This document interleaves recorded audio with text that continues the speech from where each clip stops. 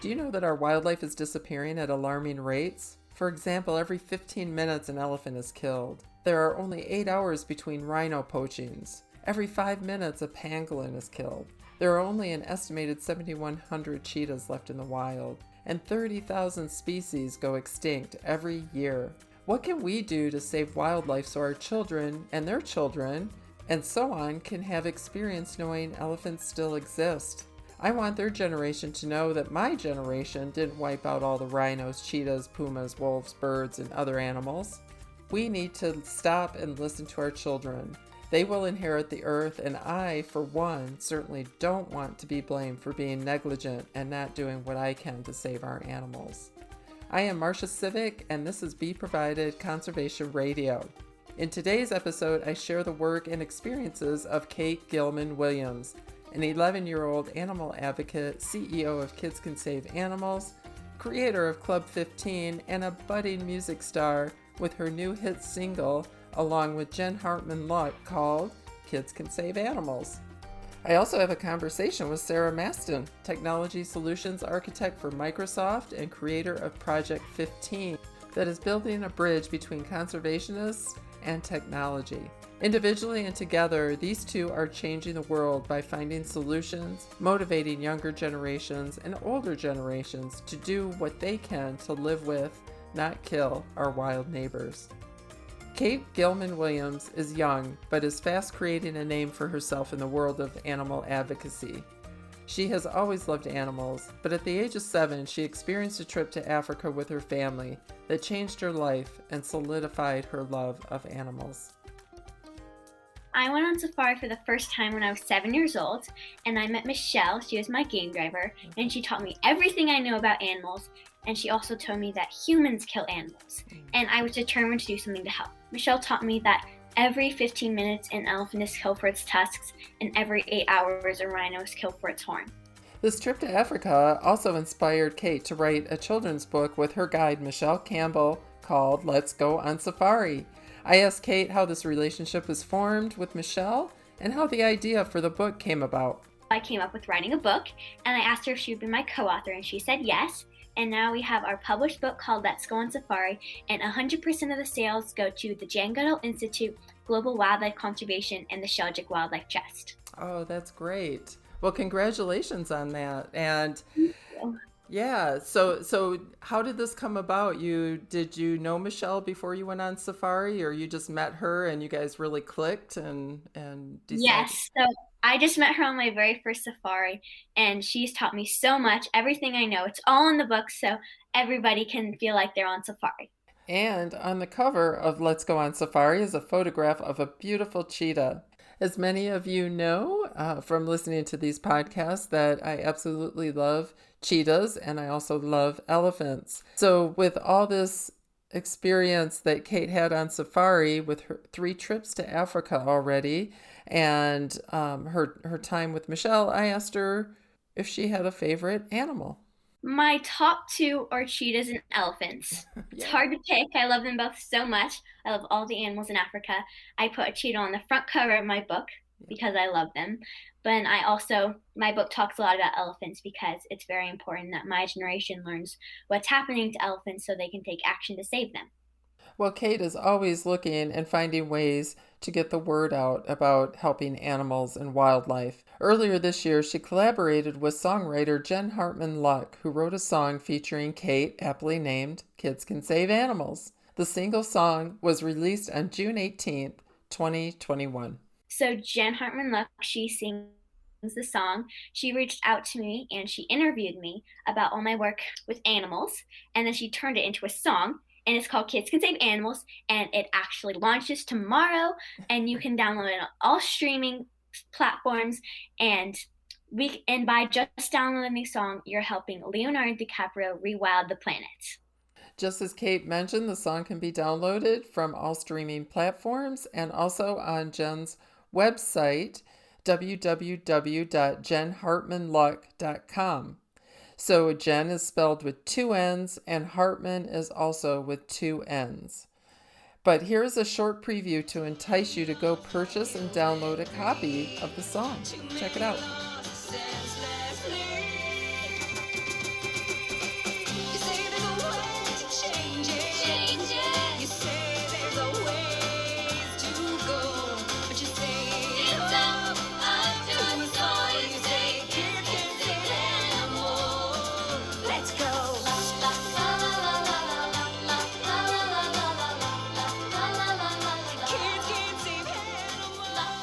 This song just makes me happy. Every time you download this song, Kids Can Save Animals, 15% of that sale goes directly to support Rewild.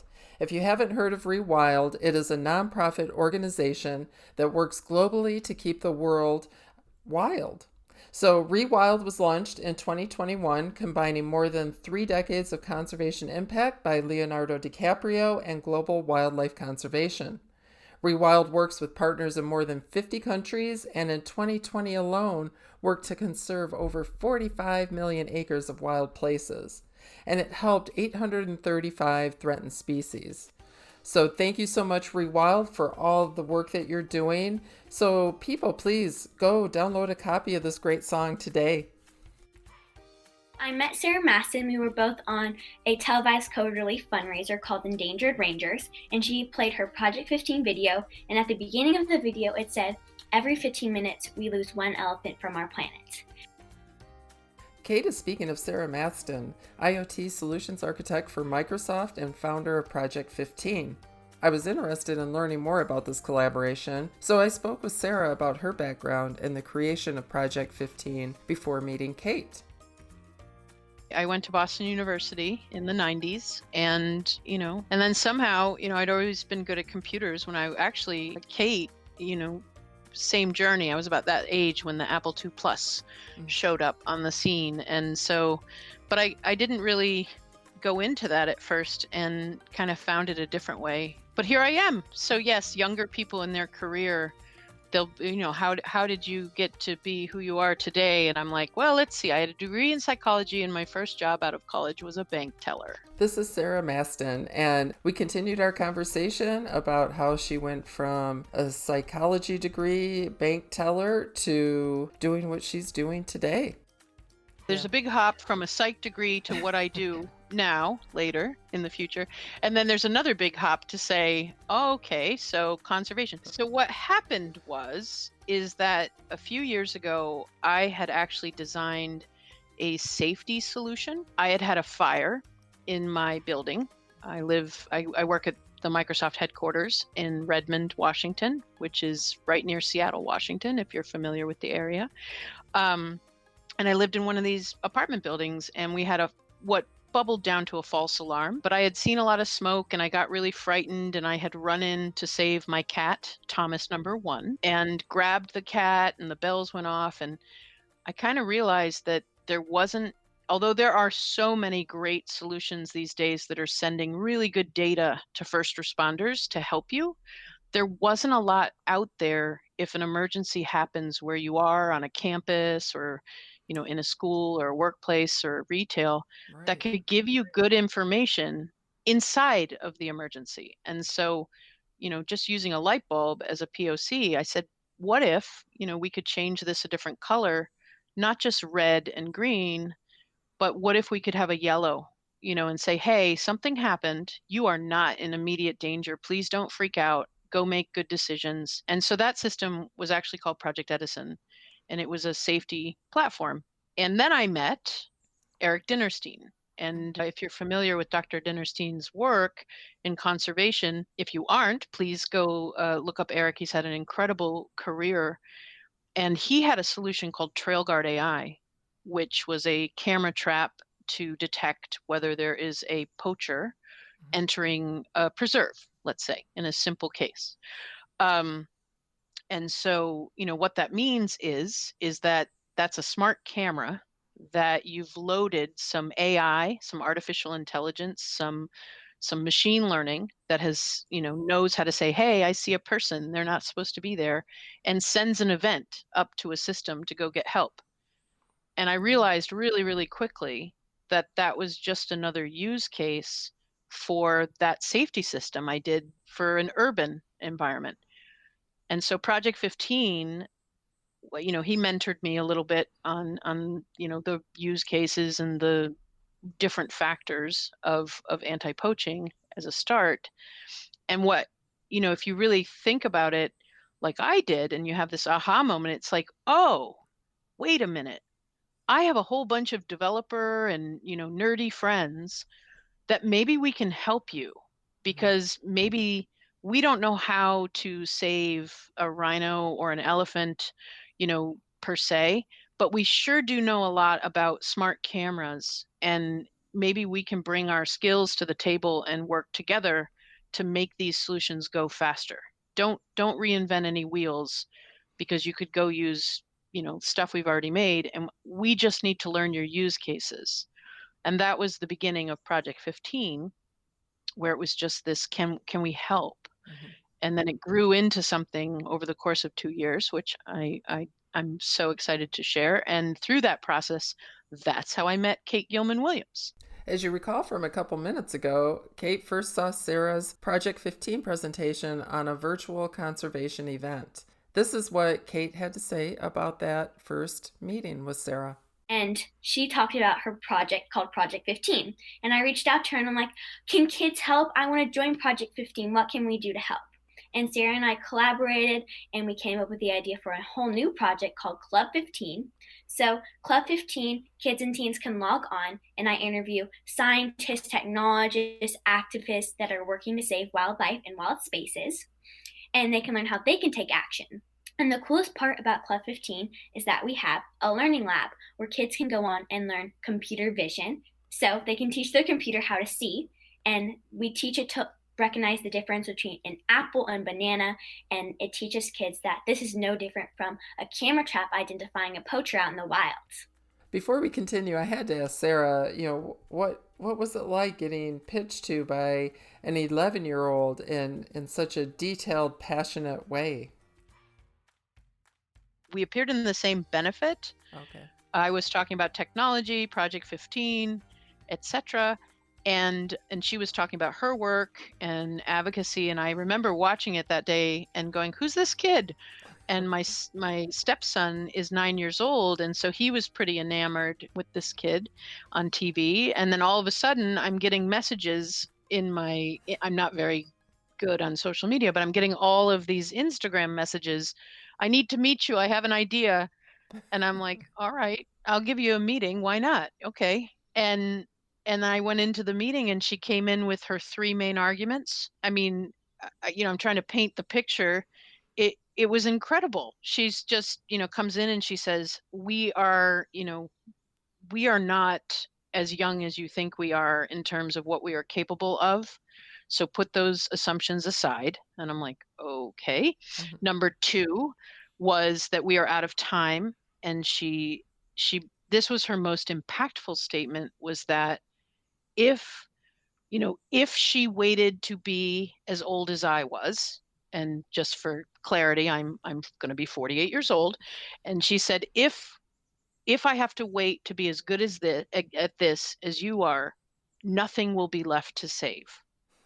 And I just went, okay. And then she Wow. nailed it home with, by the time I graduate from college is the 10 years in which we lose all the elephants. And I went, oh, I'm listening.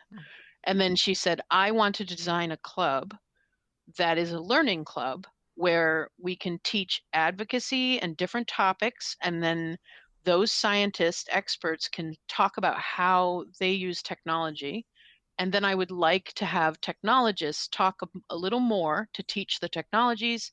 And then I would like to pair it with learning labs that can teach the concepts to grow, skill sets of younger people. Mm-hmm. And I just went, well, let's do that. That sounds like a great idea. And then we started working on that that was the end of December in 2020. Earlier, Kate mentioned using computer vision technology, and I was really intrigued by that. So I asked Sarah to give us a little bit more information about computer vision and other technologies. Yeah. That's what we put into the cameras. So it's kind of a broad term of making computers see, so to Mm-hmm. speak. If you're not coming from a technical background, I'll give you, spoilers, but you can go out to her lab and learn more. That lab is also used by adults. And essentially, you show computers learn the same way that people learn. If perhaps were given an object and you would feel that object and say, okay, that is a cube. Or if you saw a picture of a cat, or you're learning words, or you're the braille, that's what that word means. Same thing. We show a computer thousands and thousands of pictures of something and say, this is a cheetah versus an elephant. Now, it's hard to do that in your yard, to learn how to do that. So she uses fruits that you can start with. Like, this is an apple and this is a banana. But the concept is the same for this is a person, this is an elephant out in a field camera. And when you see the second video for Project 15, if you see it, there was this spirit of what if. That was the original spirit of Project 15.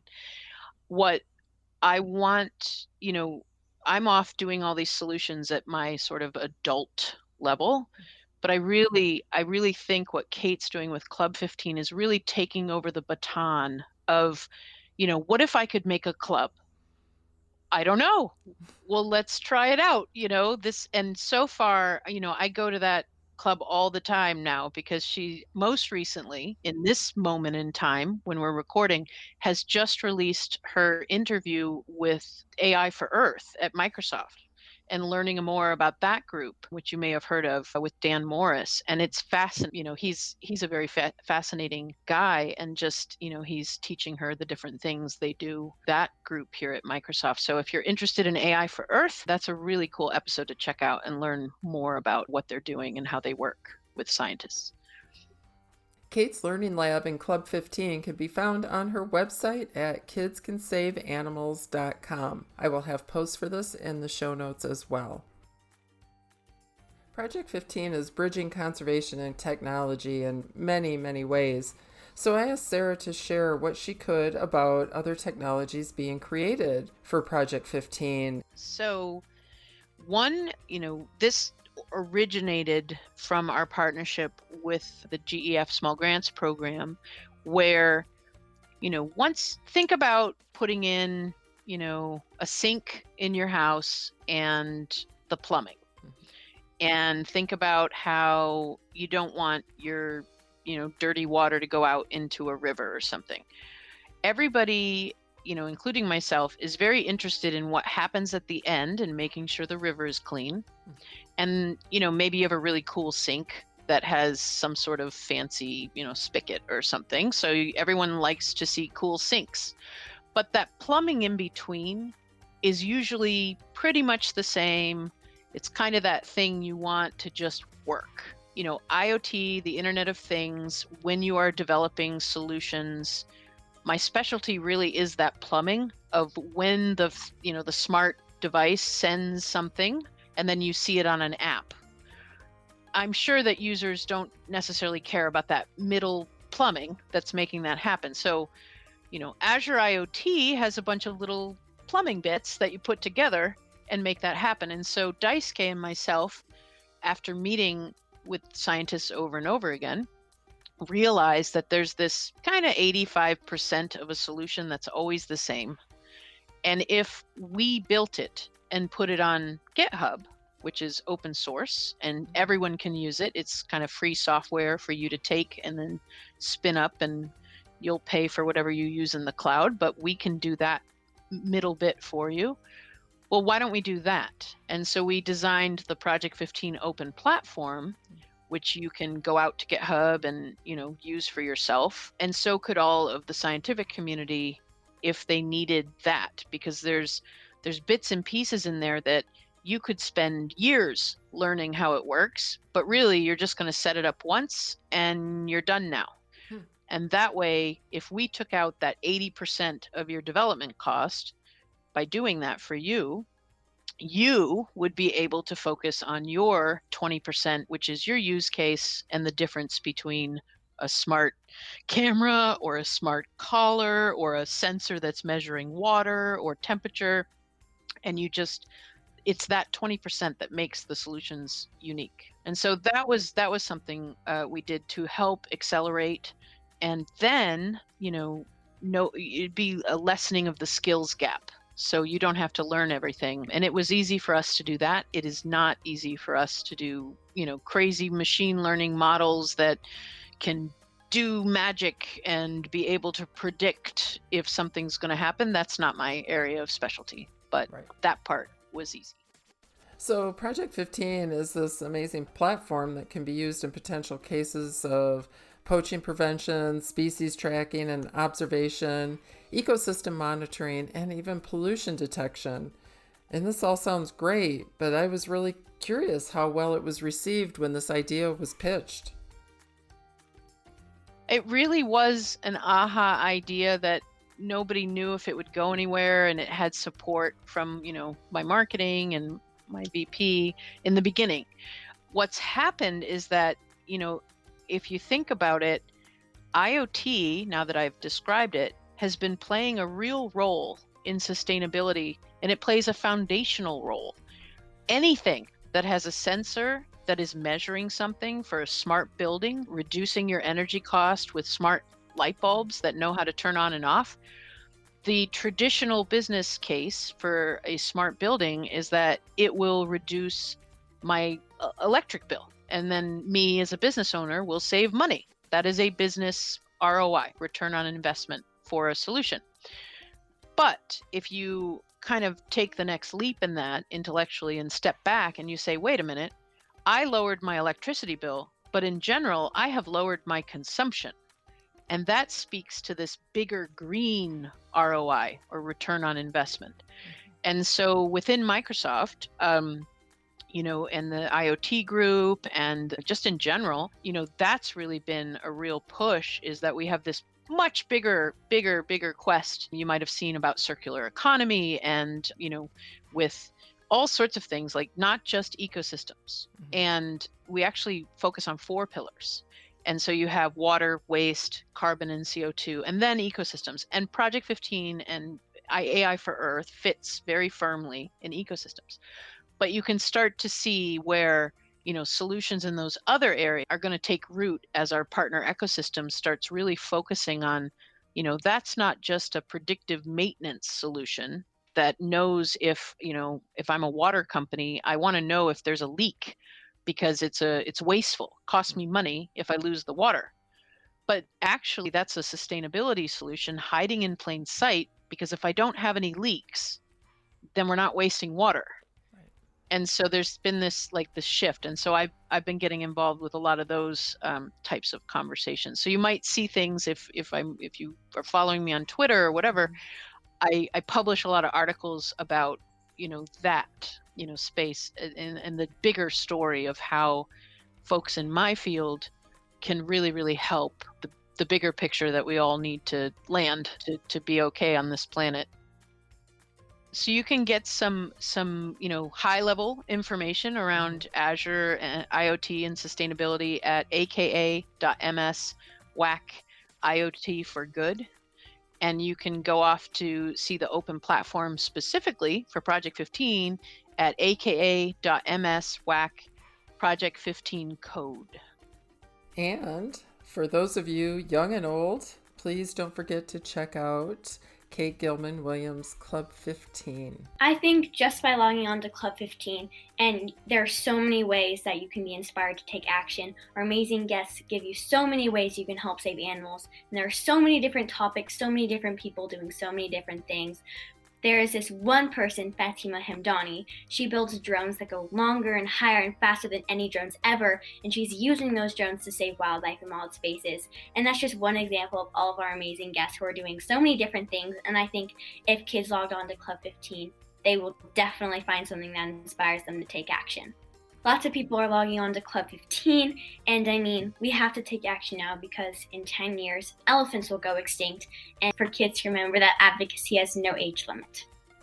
I want to give a heartfelt thank you to both Kate Gilman Williams and Sarah Maston for the great work they are doing individually and together to help save our wildlife for future generations. Links to Kate's and Sarah's websites and videos are in my show notes at beprovided.com. The musical clip, Kids Can Save Animals, is by Jen Hartman Luck, so please check that out and download your copy as soon as you can. Background music is by Avocado Junkie, downloaded from and licensed from soundstripe.com. The song is How We Quirk It. So thank you for listening, and visit beprovided.com for more podcasts like this, and stay safe and healthy, everyone. Thanks for listening.